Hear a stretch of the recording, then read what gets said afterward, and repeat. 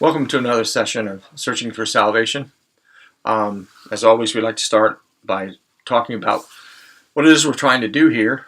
We're hoping to encourage our brethren and our loved ones to begin to have an in-depth study of the New Testament, to find the answers to their lives, which we all have answers that we're seeking.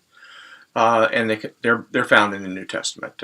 We need to go to Jesus to find them. The opinions that I express here on these sessions are, I'm not asking anyone to accept them as their own. They're mine.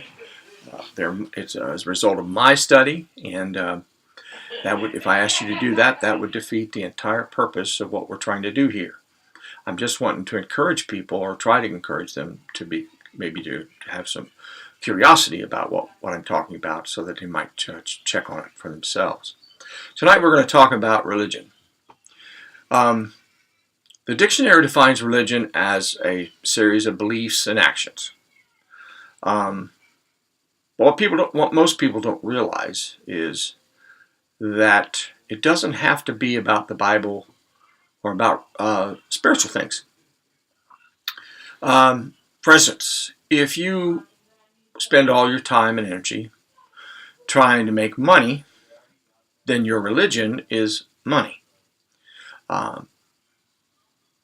The actual word for Christians, religion is supposed to be about Jesus Christ for us.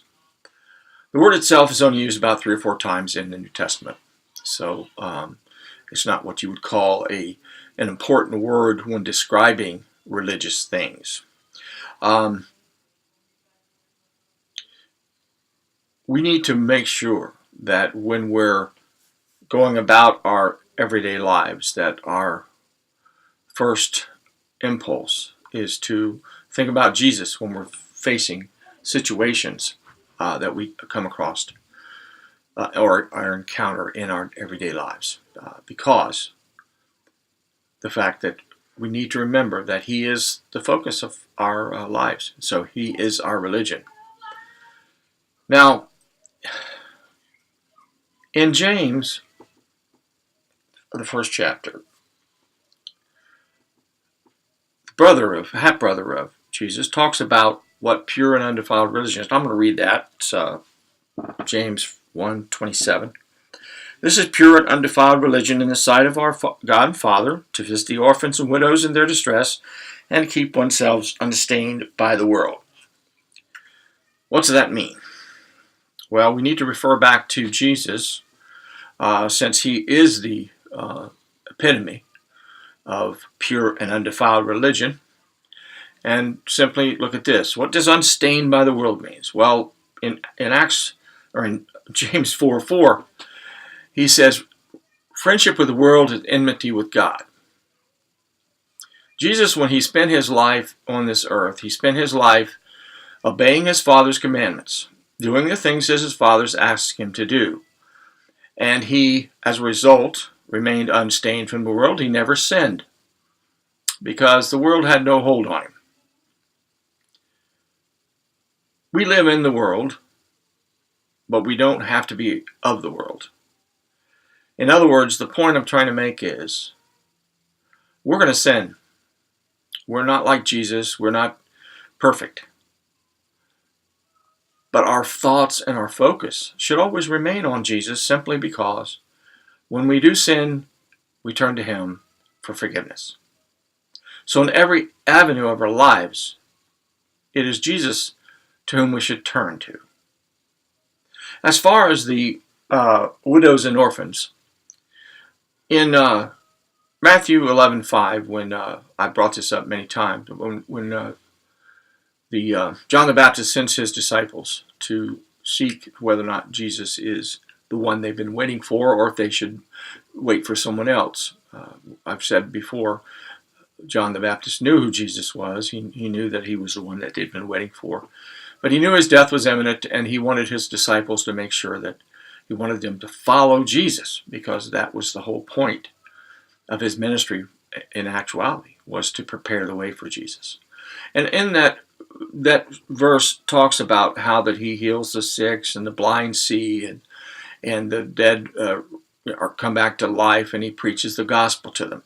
That's what we're talking about here. Jesus simply, while he was on this earth, alleviating suffering. He whenever somebody came to him with a problem, in pain or in need, Jesus answered it. And in doing that, he was preaching the gospel to them. The good news about Jesus Christ, about himself, who God had sent to the earth because he loved us so much that he wanted our sins to be paid for and not held against us. And so his son was to be that price. Religion is one of the two topics we're not supposed to discuss, not supposed to talk about. And there's a reason for that, and that's because everybody has an opinion about what is right. But I'm here to tell you that there is only one right, and that is what is found in the New Testament. The story of Jesus, his actions, his life, his commandments. That's what's right. And it behooves us to make sure that we open that book, the Bible, and learn as much as we can of that. I have a litmus test that I use for myself, and it's just for me. You know how you'll drive down the road and you'll see somebody standing on a corner, and they've got maybe a cardboard sign in front of them, and they're asking for money or help or something. Well, I want to ask you, what's your first impulse when you see someone like that?